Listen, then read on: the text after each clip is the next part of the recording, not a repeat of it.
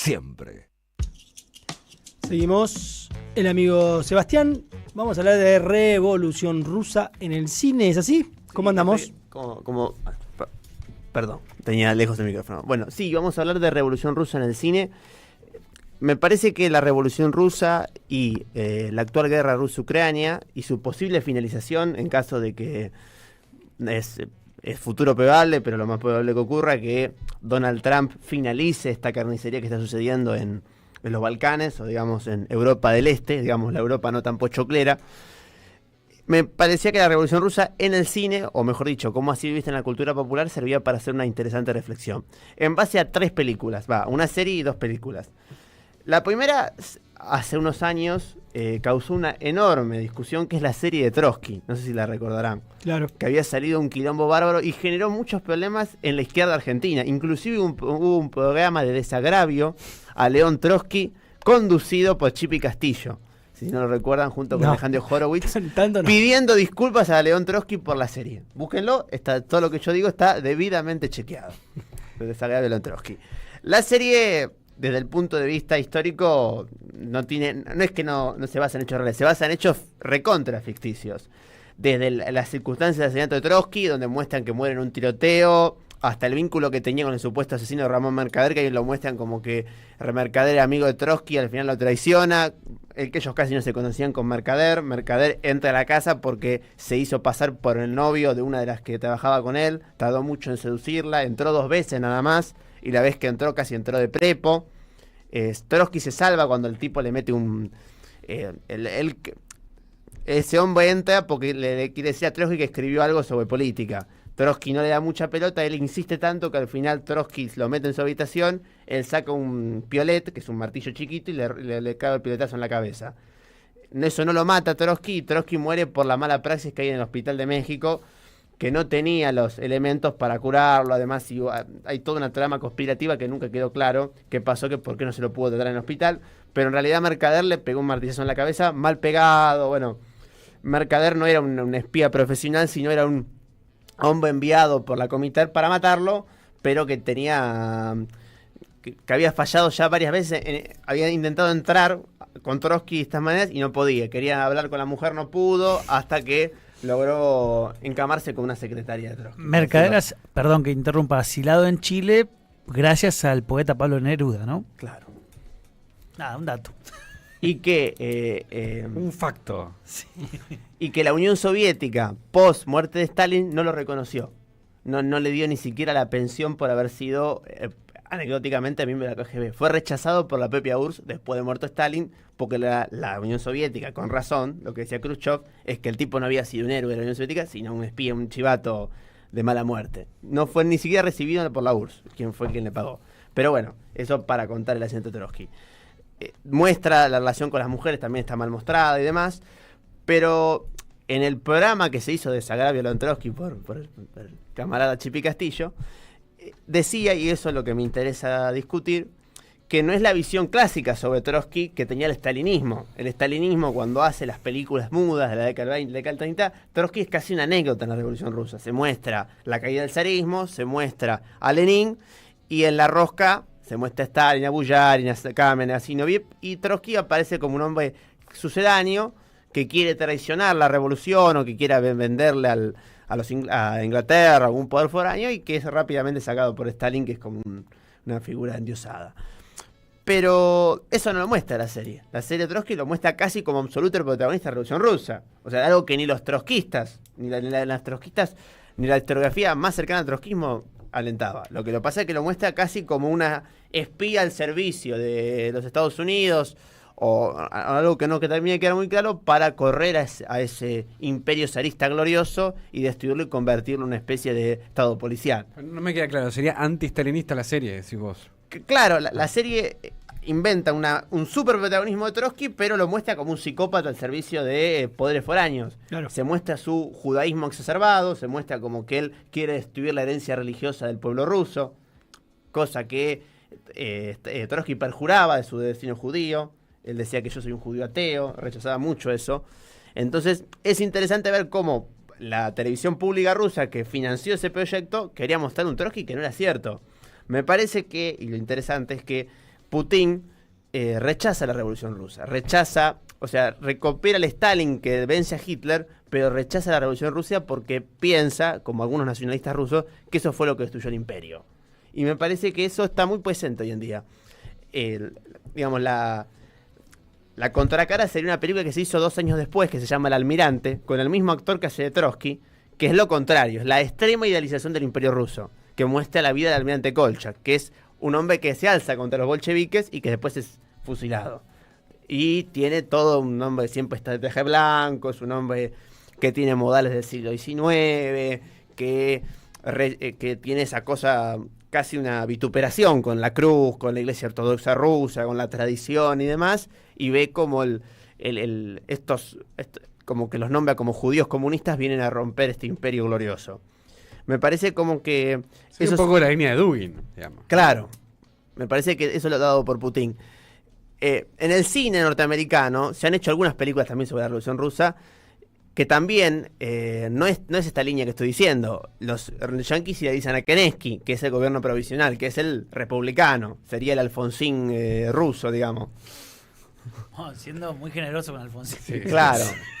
Digamos cómo terminó Kerenski. Terminó viviendo en Estados Unidos, absolutamente retirado. Cuando fue la invasión alemana a la Unión Soviética, él le mandó una carta a Stalin y le dijo: me ofrezco para lo que usted me necesite. Y que Stalin le contestó: no lo necesito para nada, quédese ahí.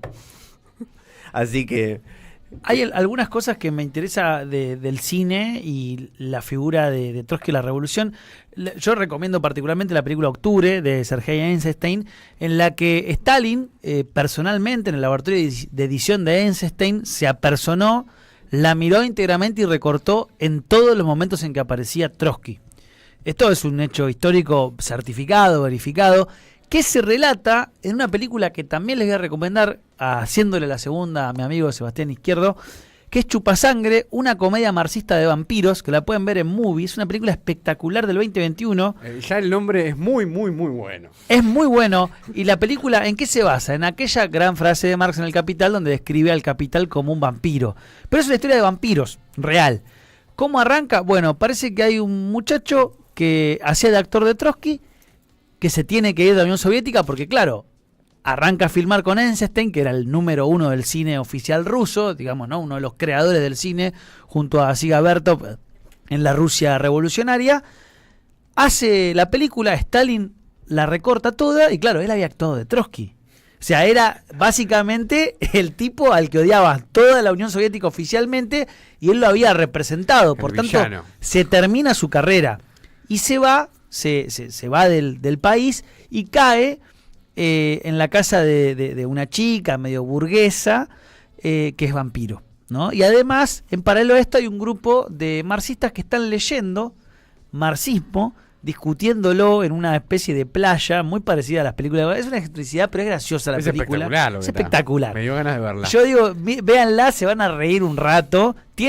Aparece Eisenstein, aparece todo lo que es la forma en la que se representó la revolución rusa en el cine de época. Pero es interesante esto porque a mí no me, digamos, acá justo estábamos con un libro de Deleuze que no es muy interesante para discutir en general, pero para discutir el tema, digamos, de cine, es un gran escritor sobre el tema cine. Y tiene esos 2 libros en donde analiza la historia del cine desde una perspectiva filosófica y usa categorías propias para pensar, ¿no? Filosófica. Y cuando analiza el cine ruso, él va al cine de Siga Bertov y de Eisenstein y es una comparación en la forma de cómo estaban editadas las películas. Habla del montaje, ¿no? El montaje para pensar esto de las concepciones que tenían de la dialéctica, como uno era dialéctico materialista y el otro profesor de la dialéctica histórica. Entonces, y las diferencias, ¿no? Bertov era el gran rechazado por el Estado ruso. Bertov era el materialista, ¿no? Y es interesante porque es cierto, digamos, estaba en la discusión no solamente en el contenido de lo que hacía, sino en el mismo montaje, digamos, ¿no? El montaje estaba de manifiesto. Espectacular, digamos, en este debate. El hombre de la cámara, peliculón. Sí. Fundacional de la historia del cine. No, espectacular. Y acorazado Potemkin también. Y los que puedan ver Octubre, muchos están en YouTube en alta calidad. Sí, Hay algunas se consigue. Acorazado Potemkin, aparte la otra, El hombre de cámara, era una película corta, yo me la acuerdo, 20 ¿no? minutos debe tener 20. Buenísimo. Y el libro ese de Deleuze, del imagen movimiento, que habla de esto, está buenísimo para las personas que interesadas en tener la historia del cine, librazo. que hay una famosa película que narra hasta la Revolución Rusa, que es de Pudovkin, que es la caída de San Petersburgo, que también es una cosa muy particular, un cine sin protagonistas, donde hay grandes escenas de masas, donde no hay banda sonora, donde la fotografía es hiperrealista, donde se trabaja con actores no conocidos, como una cosa de extremo documental, que después el estalinismo sacó. Inclusive la representación de Iván el Terrible. Cuando se hizo Iván el Terrible, Stalin hizo añadidos al guión para que no se pensara que estaba hablando de él. Entonces se cambió, pidió que se cambiara el physique to role de quien hiciera Iván el Terrible para que nadie pensara que era él, porque era petizo, también tenía las mismas discapacidades que tenía Iván el Terrible. ¿Y Tarkovsky no hizo su propia versión después de Iván el Terrible? A chequear eso, ¿no? Me parece que la sí. que hizo es La infancia de Iván. Pero la infancia de Iván, perdón. Que lejos de ser una película de propaganda, la infancia de Iván. No, sí. Y que el cine americano... Tarkovsky era un caso, ¿no? Perdón, continúa, Seba. No, era un caso porque lo digo en el sentido de que era un tipo que adoraba la religión, era todo lo blasfemo que se podía hacer en la Rusia comunista, sin embargo, lo tenían ahí, hacé cine porque sos el mejor, dale, hacé. Era como su Leonardo Fabio. Digamos. Habla de Dios, habla de Era su Leonardo Fabio, tenía su Perón si fuera el sentimiento, que era, no sé, El espejo. A mí me gusta mucho la primera que hace, El violín y la planadora, que es cortita, es una película casi neorrealista italiana, parece. Pero son buenos los rusos más. No, espectacular. O sea, sí. Te tiene que gustar el cine lento, pero es espectacular. No, claro, es esa onda de cine. Pero bueno. Perdón, Seba, te interrumpo. Digo que el cine americano los yankees hicieron sus versiones de la Revolución Rusa. No hay que olvidarse ni de Rojos, la de Warren Beatty, ni del Dr. Zhivago, que es a lo que es lo que el viento se llevó a la guerra civil estadounidense. Para la Revolución Rusa, los yankees se mandaron todo Zhivago. Una de las más grandes superproducciones que ha dado Hollywood. 2000 extras. De verdad, David Lynch se hizo su propia película, que también es una versión propia de la Revolución Rusa. No se muestran los liderazgos, y ahí lo que se muestra es, digamos, también la idealización de la figura de Kerensky, la idealización de la figura republicana, pero también se muestra el imperio decadente. Como que también en boca del Dr. Zhivago dice, aquí falta la modernización, aquí falta lo que hay en Estados Unidos, digamos, falta la tecnología, la tecné, digamos, que me parece que es lo que está presente es lo mismo que lo que el viento se llevó, digamos. Como que vamos a ver algo antiguo que nos salió mal, digamos. Digamos, Rojo de Warren Beatty también tiene eso. ¿La vieron, Rojo de Warren Beatty? Yo no la vi. Es una película del año 81, que también es la versión fílmica de 10 días que está en misión al mundo. También contado en un melodrama. De John Reed, ¿no? Sí. Espectacular. Que también que es un libro también de propaganda, tipo de John Reed. También es un libro... Bueno, es un libro que, no sé si es propaganda, registra los momentos con una simpatía. Una simpatía marcada. Sí, pero... Simpatía marcada. Pero también digo, lo que muestra es tiene un estilo de narración muy no ficción, digamos, que narra esos 10 días casi como un protagonista mismo del partido bolchevique, digamos. Tiene algunas cosas que corre o que no, que decide. Y está no en contar. situación, ¿no? Él está ahí, está viviendo esa experiencia casi cuando se está produciendo, está narrando en el medio del bolón. A vivo. O sea, pocas veces te pasa que estás, voy a ir a un país y pasa el hecho más importante del siglo. En ese país, en ese momento, a esa hora donde vos estás ahí. Bueno, difícil. No cebarte, no entusiasmarte, digo, ¿no? Porque estás viviendo el hecho más importante del siglo XX, si querés, o uno de los más, para no ser tan rusocentrista. Pero digo, me pongo en el lugar de él, digo, un minuto, vos periodista, Enrique, vos, Azorey. Y de hecho no tiene pretensión teórica el libro, tiene una cosa muy del minuto a minuto, de la anécdota alguna anécdota medio trivial, digamos, que el chabón describe. Que comen y los tipos dejan los revólveres afuera y los chicos juegan con las armas y los tipos se enojan. Tiene como todas esas anécdotas que es muy cinematográfico el libro. Humanas. Claro. Humanizan el relato histórico. Claro. Igual, Beatty, cuando hace la película, el acuerdo que hace con la productora buscando es que la productora le dijo que no podía mostrar ni a Lenin ni a Trotsky con diálogo. Entonces, la revolución está mostrado, se pone la internacional y se va mostrando de fondo una asamblea donde todos gritan y tiran cosas, o ellos tienen relaciones sexuales con la internacional de fondo, cosas así, digamos, la película. Rusia es el primer país, si no me equivoco, que nacionaliza el cine, que le da un estatuto nacional en la Revolución Rusa, lo digo. Claro, Pudovkin. Cuando arranca el siglo XX, Rusia tiene una política de Estado en la que dice, esto va a ser el aparato de comunicación de masas más importante, tengan en cuenta que en Rusia la población era en su mayoría analfabeta. Entonces, ¿cómo hacemos para explicar a la gente las cosas? Con imágenes. Esta era la reflexión que hacía el PC, en ese momento eran los bolcheviques, ¿no? Hay que tener una visión que también, no adoptar una visión que también se ha importado del trotskismo. No es Stalin que traiciona la revolución. Stalin es criatura de la revolución. Que Stalin es el que garantiza que la revolución triunfe, digamos, manteniendo bien atado el país mediante una persecución atroz, pero es el que mantiene, digamos, el que evita la cantonalización de Rusia, porque muchas nacionalidades dentro de ese imperio se alzan contra el poder central cuando ven que se cae, y Stalin es el que mantiene bien unido al país. Stalin, Lenin y Trotsky hacen parte de un mismo proceso, digamos. Por eso no es revolución traicionada, eso es una tesis del trotskismo. Una tesis partidaria, no es una cuestión historiográfica. Claro, no. A ver, como todo, acá esto es una discusión política. Igual, ¿no? es como los dirigentes de hoy son dirigentes trotskistas. Yo creo que el trotskismo, así como lo concebimos, ¿no? Estamos llegando al cierre, por favor.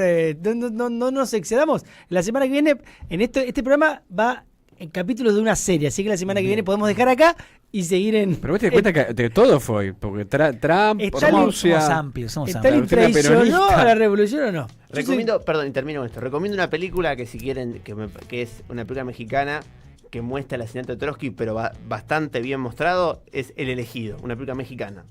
¿El Elegido? Sí. Sebastián, muchas gracias por venir.